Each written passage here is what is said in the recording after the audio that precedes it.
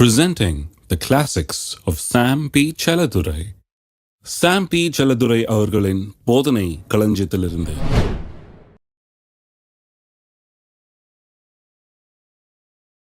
அதற்கு மரியாள், இதோ நான் ஆண்டவருக்கு அடிமை, உம்முடைய வார்த்தையின்படி எனக்கு ஆக கடவுது என்றாள். விசுவாசம் எப்படி செயல்படுகிறது? வார்த்தையில் ஆரம்பிக்கிறது. வார்த்தையின் மூலமாக தான் விசுவாசம் வருகிறது.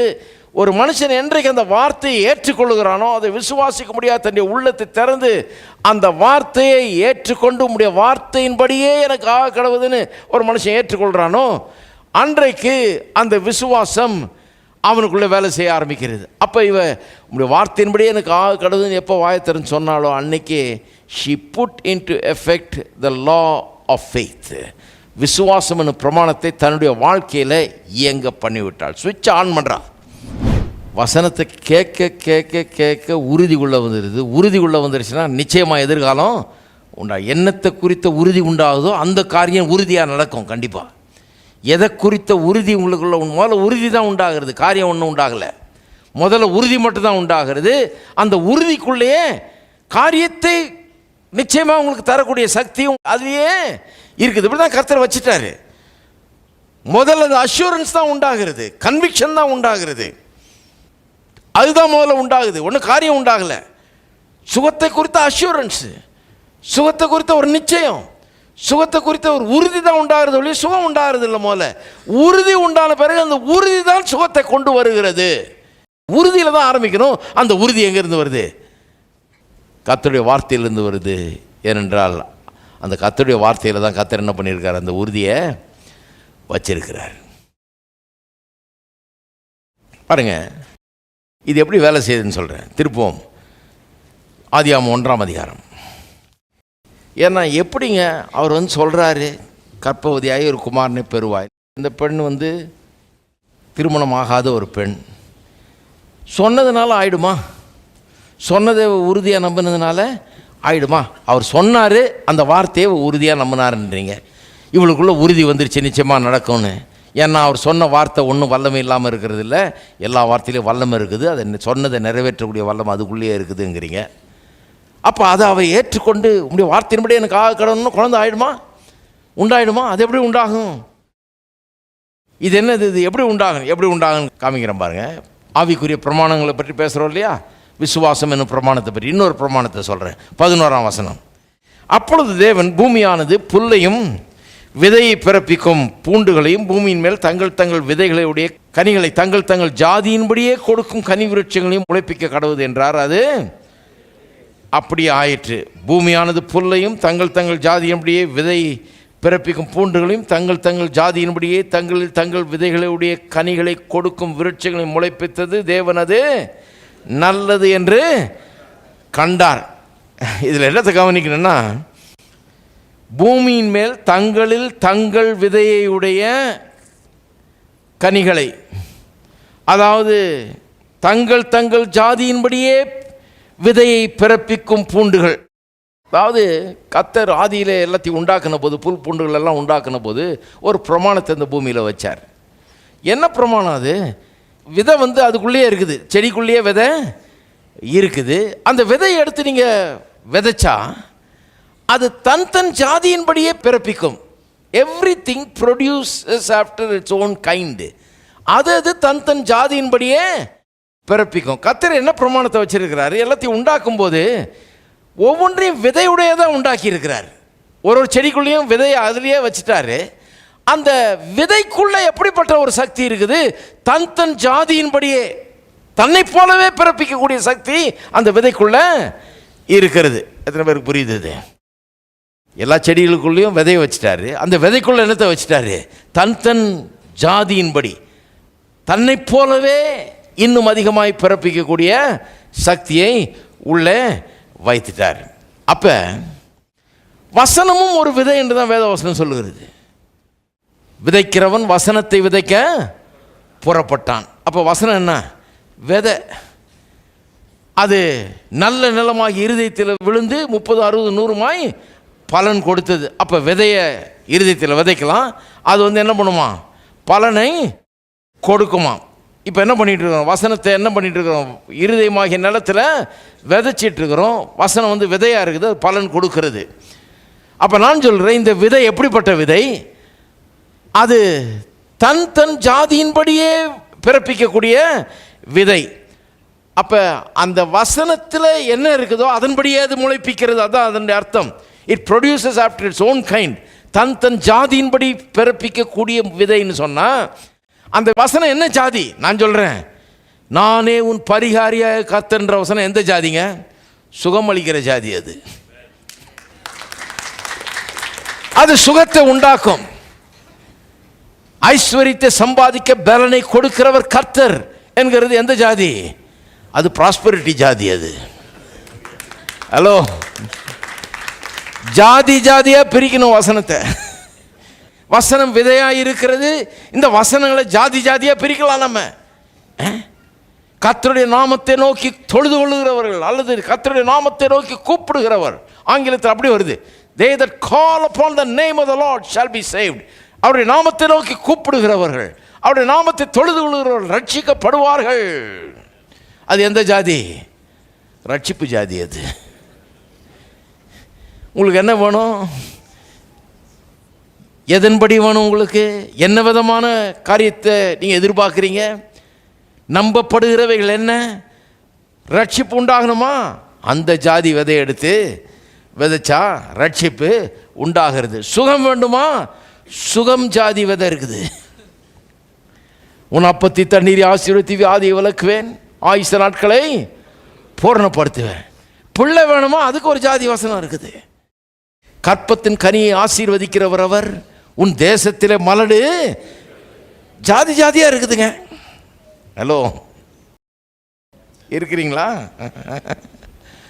சுகம் என்கிற அப்படிப்பட்ட வசனங்கள், சுகத்தை கொடுக்கக்கூடிய வசனங்கள், வியாதியிலிருந்து ஒரு மனுஷனை வியாதி படுக்கையிலிருந்து எழுப்பக்கூடிய வசனங்கள், டாக்டர்லாம் கைவிட்ட நிலையில் ஒரு மனுஷனை சுகவீனத்திலிருந்து தூக்கி எழும்பி உட்கார வைத்து நீடிய காலமாக வாழ வைக்கக்கூடிய வசனங்கள், நீடித்த ஆயுசினால் அவனை திருப்தியாக்குவேன், ஆயுசு நாட்களை பூரணப்படுத்துவேன் என்று சொல்ல வசனங்கள்லாம் தீர்க்காயுசு என்கிற ஜாதியை சேர்ந்த வசனங்கள்.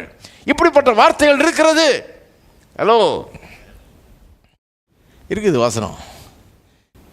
வசனம் என்கிற விதை தன் தன் ஜாதியின்படி பிறப்பிக்கக்கூடிய விதை.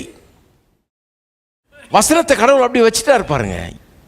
எல்லாம் சொல்லுங்க, வசனம் தன் தன் ஜாதியின்படி பிறப்பிக்கக்கூடிய விதையாய் இருக்கிறது. அப்படிப்பட்ட விதை இது. என்ன வேணுமோ அதுக்கேற்ற வசனத்தை எடுத்து அதன்படி பிறப்பிக்கக்கூடியது தான் வசனம். அதனால தான் பாருங்கள், மார்க் 4ஆம் அதிகாரத்தில் திருப்புங்க, வசனத்தை விதைன்னு சொல்லுது பாருங்க. வசனம் விதைன்னு கிளீனாக நிறைய பேருக்கு அது முதல்ல புரிஞ்சுக்கணும். கிறிஸ்தவத்தில் ரொம்ப முக்கியமாக புரிந்து கொள்ள வேண்டிய காரியம் இது. மார்க் 4ஆம் அதிகாரம் 14ஆம் வசனம். மார்க் 4ஆம் அதிகாரத்தில் 3ஆம் வசனத்தில் தான் அந்த ஓமையை சொல்ல ஆரம்பிக்கிறார். அதை முதல்ல வாசிக்கிறேன் பாருங்க. கேளுங்கள், விதைக்கிறவன் ஒருவன் விதைக்க புறப்பட்டான். அவன் விதைக்கையில் சில விதைகள் வழியருக விழுந்தது அப்படின்னு சொல்லிட்டு போகிறார்.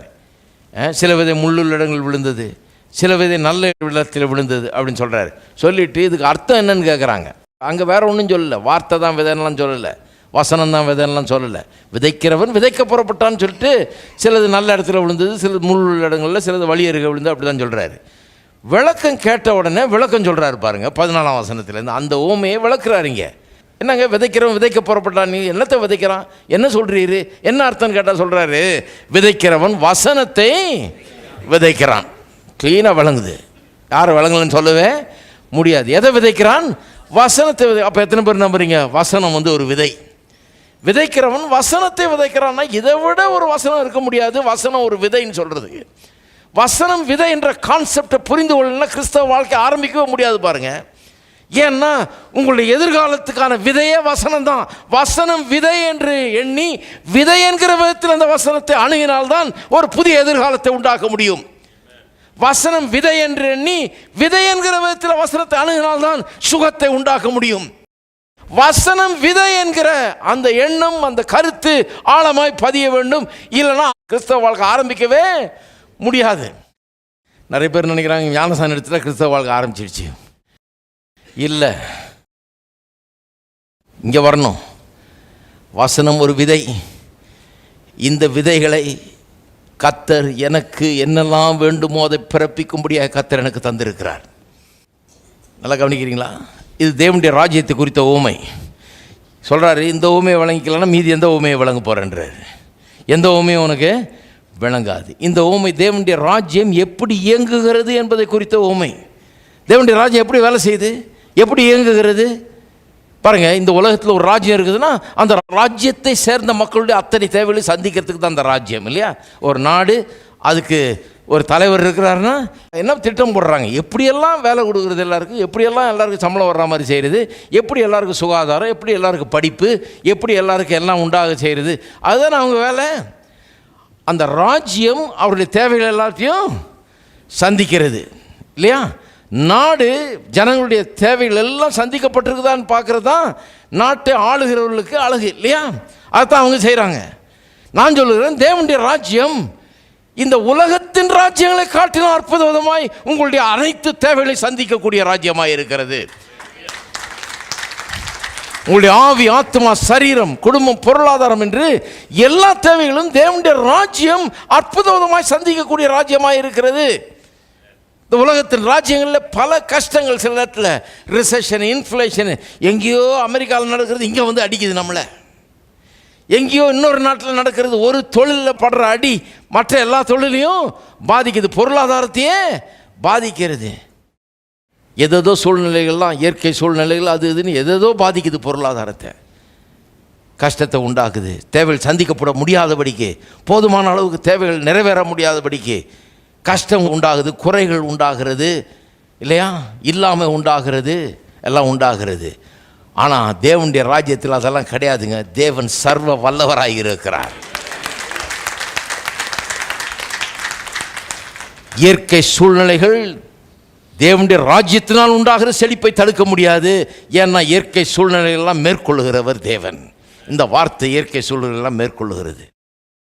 மற்ற பொருளாதார பிரச்சனைகள் அது இதுன்றது இந்த தேவனுடைய ராஜ்யத்தில் இதன் செழிப்பை தடுக்கவே முடியாது. அதனால தான் இயேசு சொன்னார், தேவனுடைய ராஜ்யத்தை தேடுங்கள், அவருடைய நீதியை தேடுங்கள், அப்பொழுது இவைகள் எல்லாம் உங்களுக்கு கூட கொடுக்கப்படும். நான் சொல்லுகிறேன், இந்த ராஜ்யம் இந்த உலகத்தில் இருக்கிற அத்தனை ராஜ்யங்களை காட்டிலும் அற்புதமாக எல்லா மக்களுடைய எல்லா தேவைகளையும் சந்திக்கக்கூடிய ராஜ்யமாக இருக்கிறது.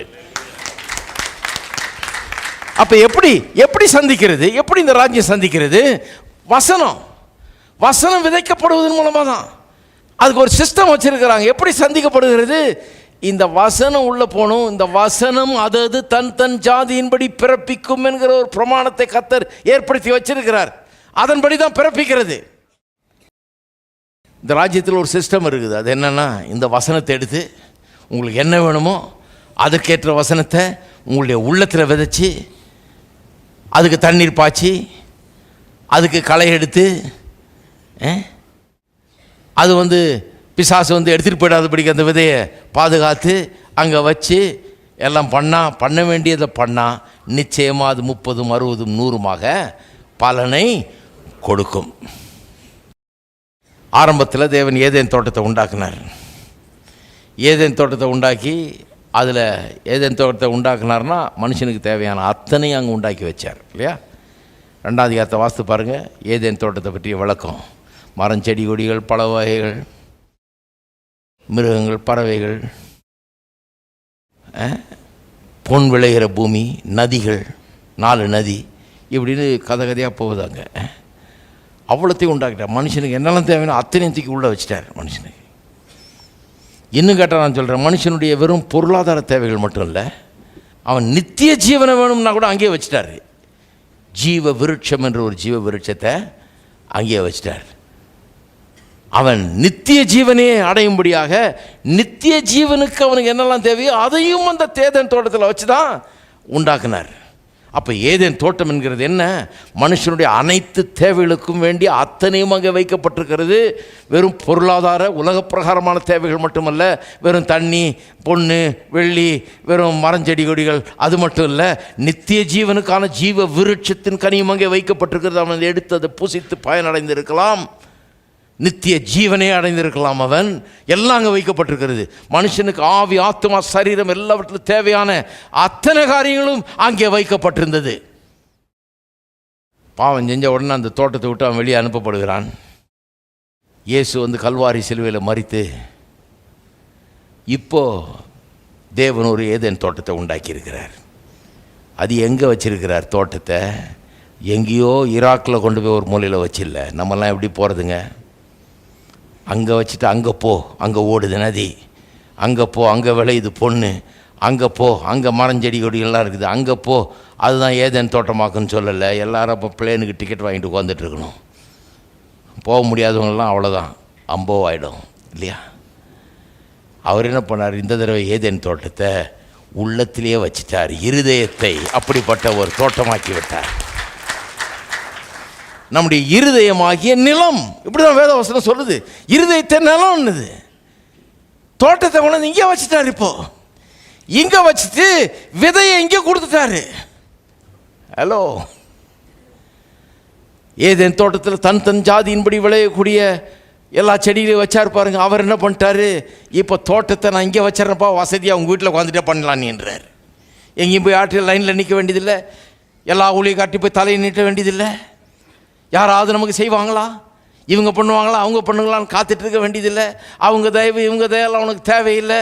நீ வீட்டில் உட்கார்ந்தபடியே இந்த வசனத்தை எடுத்து, இதை எடுத்து, இந்த விதையை எடுத்து உன் இருதயத்தில் நீ விதைச்சா உனக்கு உண்டாக போகிறது. உனக்கு என்ன வேணும் அதுக்கான விதையை எடு, அதை எடுத்து விதை, உனக்கு வேண்டியது உண்டாகுன்றார். ஹலோ, விசுவாசம் என்னும் பிரமாணத்தை போதித்து கொண்டிருக்கிறேன்.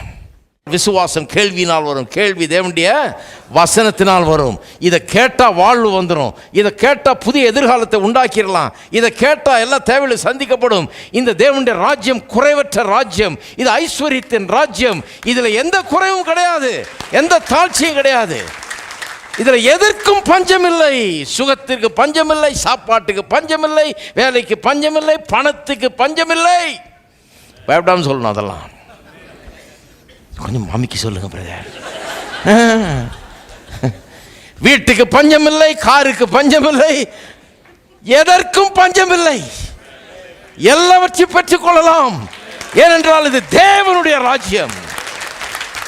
இது அவருடைய வல்லமை உள்ள ராஜ்யமாக இருக்கிறது. இது மகத்தான ராஜ்யம். மனுஷருடைய ராஜ்யத்தை காட்டிலும் மகத்தான பெரிய ராஜ்யமாக இது இருக்கிறது. இந்த ராஜ்யம் உங்களுடைய அத்தனை தேவைகளையும் சந்திக்கக்கூடிய அற்புதமான ராஜ்யமாக இருக்கிறது. இந்த ராஜ்யத்தின் மெத்தடே இதுதான். என்ன மெத்தடு? இருதயம் நிலம், வசனம் விதை.